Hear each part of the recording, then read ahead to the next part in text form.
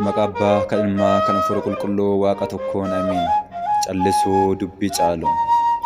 Mormuu irra gaarummaa kan jaallattu yaa Gooftaa koo Yesuus Kiristoos, hanga obsa keetii akkan arguuf yookiin baruuf furtuu afaan keetii kan taate callisuu naaf kenni jedhee kan barreessaa kitaaba Malkaa Yesuusidha.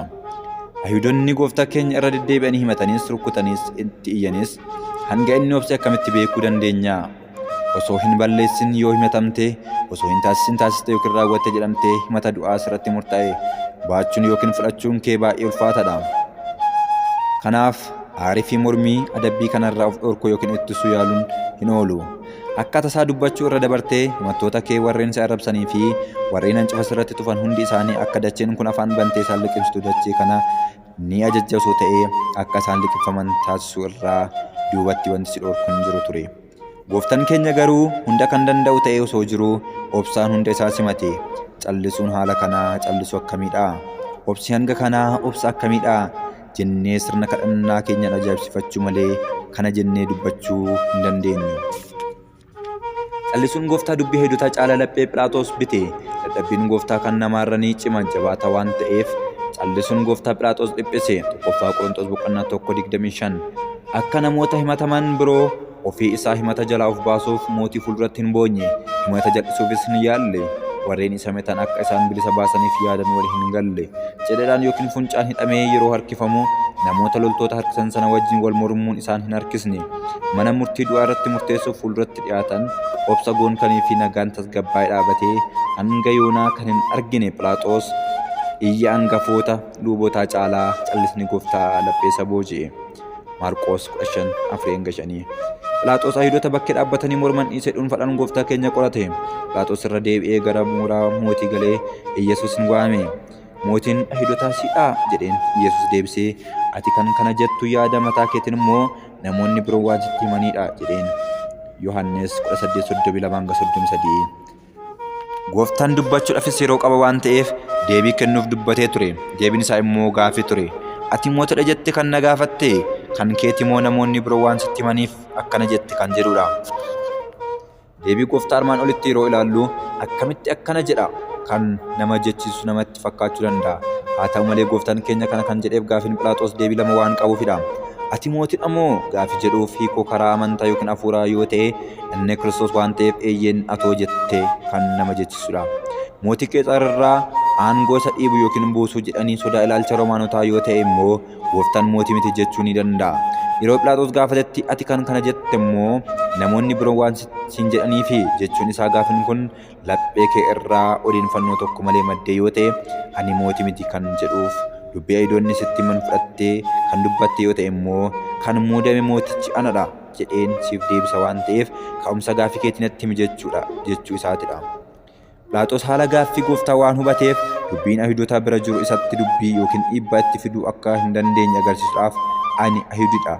Firoonni kee hangafni lubotaa natti dabarsanii si kennanii jiru. Maal balleessite jedheen.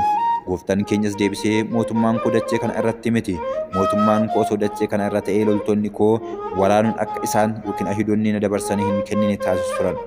Ammas mootummaan koo dachee kana irraa miti jedhe. Yohannis 18:32. Gooftaan keenya deebii kanaan mootummaan samii aangoo dachee kana irraa hin barbaanne sirriitti hubachiisee mootummaan koo addunyaa kana irraa miti jedhe. Ayhuudonni akka himatan yaaddoo mootii Qeesaar aangoo isaa irratti akka hin qabaanne hubachiise. Deebiin kun laphee Phiilaaxoos boqachiise. Sababni isaas mootiin dachee wanti isa yaaddessuu fi itti gaafatamummaan isaa aangoo Qeesaar kabachiisuu qofa irrattidha. Mootummaan koo jechi jedhu immoo mootii ta'uu Kiristoos agarsiisa. Barreessaan seenaa kiristaanaa Osobaayos Qeesaar akkana jedha. Mootummaan Kiristoos seerota addunyaa kan hin murtoofne barumsa waaqummaa fi samii isaatiin lubbuuwwan gaarii waan taasiseef qofa mootummaa addunyaa hundarratti babal'ateedha. Haala kanaan mootummaa jennee kan waamnee duuka bu'oota isaa hordofan mana kiristaanaa hundi isaan irratti hundooftee fi maqaa isaatiin kadhamanne ijoollee isaa nu kiristaanotadha. Mootummaa kan jedhamneef warreen amanne kiristaanonni hundi keenya mootummaan keenya addunyaa kanarra miti jechi jedhu haala kamiin ilaalla? Nuti kan jirru addunyaa kanarra miti gaaffii jedhu kaasuu hin oolu. Gooftaan keenya mootii ta'uun koo addunyaa kana irraa miti jedhe malee addunyaa kana irratti miti hin jenne. Maqaa isaatti kan amantu manni kiristaanaa fi kiristaanonni hundi addunyaa kana irratti malee addunyaa kana irraa miti. Gooftaan keenya waa'ee kiristaanota jalqabaa duuka bu'ootaa yeroo ragaa bahu ani addunyaa kana irratti miti waan ta'eef addunyaan jibbite jechuun hiikama. Yohaannis 17:14. Nuti warreen isatti amannu iddoo yookiin bakki keenya addunyaa kana irra ta'uun isaa rakkoo hin qabu. Addunyaan kan isaanii kan hin taane yookiin addunyaa dhiisanii Waaqayyoon kan filatan nama dachee ta'anis namoota samiidha. Ibroota 11:38. Hojii mootummaa samiin alatti raawwannu addunyaa ta'uu keenya osoo hin ta'in addunyaa irra ta'uu keenyadha. Kadhachuu kan qabnu cubbuu addunyaa irraa akka nu eeguuf malee addunyaa keessa akka hin banneef miti. Gooftaan keenya guyyoota torbee dhumaa yookiin xumuraatti kadhannaa guddaa kadhate. Badii irraa akka isaan eeguuf malee addunyaa keessa akka baatan hin jenne kan jedheef kanaafidha. Maatewos 17:15.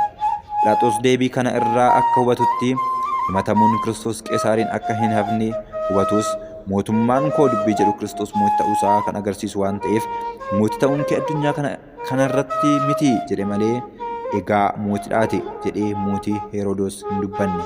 Yesuus deebisee akka mootii ta'e atoo ni beekta. Ani ragaa dubbadhuuf asirra dhaladheen jira. Kanaafuu ragaa addunyaa dhufeera. Nama dhugaa qabu immoo sagalee koo ni dhaga'a. Yohaannis 18:37. Gooftaan keenya addunyaa duratti abbaa irraa kan dhalate yommuu ta'u, dubree Maariyaam irraa kan dhalate dhaloota isa lammaffaa ta'uusaa agarsiisuudhaaf waa'ee dhugaa dubbachuuf kanaaf dhaladheera jedhe. Addunyaa kana irratti dhalatus jiraachuun isaa gadaamsa dubroo Maariyaam keessatti osoo hin ta'in Waaqa dhalachuun dura jiraachaa ture ta'uusaa hubachiisuuf gara addunyaatti dhufe jedhe. Yohaannis 1:9. Phiilaaxoos laphee isaa jabaataa ta'e kanaan sagalee isaa yookaan ragaa kana akka dhaga'uu hin dandeenye waan beekuuf dhugaan isa bira kan jiru hunduu sagalee koo ni fudhatu jedhe. Phiilaaxoos dhugaa jechi jedhu yoo dhaga'u dhugaan maalidha jedhee gaafate. Deebiin isaa garuu osoo hin dhaga'in gara Ayihudootaa gadi ba'e. Ani balleessa tokko illee isarratti hin argine jedheen. Qulqulluu Yohaannis Afeworqi Phiilaaxoos deebii gooftaa osoo hin eegin kan bahe gaafin inni gaafate yeroo barbaadaa akka ta'e waan bareef harka Ayihudootaatti dabarsee kennuu naaf wayya jedheetidha. Yaa Phiilaaxoos gaafii gaafatanii deebii osoo hin dhaga'in bahuun wanta akkamitidha? Dhugaa jiru akka bartee bilisaan akka geggeessitu xiqqoo maaliif obsuu dadhabde? Osoo dhaabbattees dhaggeeffatte taatees dhugaan maalidha gaafii kan jedhuuf dhugaanis jireenyis daandiinis anadha jedhee siif deebisa ture. Yohaannis 1:6. Phiilaaxoos garraamichi garuu dhugaan maalidha jedhee gaafate deebii osoo hin eegin yookiin hin dhaga'in gara bakkeetti bahe. Phiilaaxoos Ayihudootaan anoo balleessa tokko illee irratti hin argine jedheen. Isaan garuu jabeessanii Galiilaa irraa eegalee hanga asitti barsiisuudhaan uummata jeeqa jedhan. Kana kan jedhaniif kan duratti namoonni jeequmsa Galiilaatti kaasuun ajjechan irratti murtaa'e waan ta'eef Iyyasuusis Galiilaa ta'uusaan dubbiin mormuu fi Phiilaaxoos irratti caalan akka yaaddoo keessa galu taasisuuf ture. Phiilaaxoos garuu nama Galiilaatti yeroo isaan jedhan dhaga'ee nama Galiilaatidha jedhee gaafate. Kutaan bulchiinsa Heroodis akka ta'e baree gara Heroodisitti erge. Innis immoo yeroo sanatti Yerusaalem jira waan ta'eef.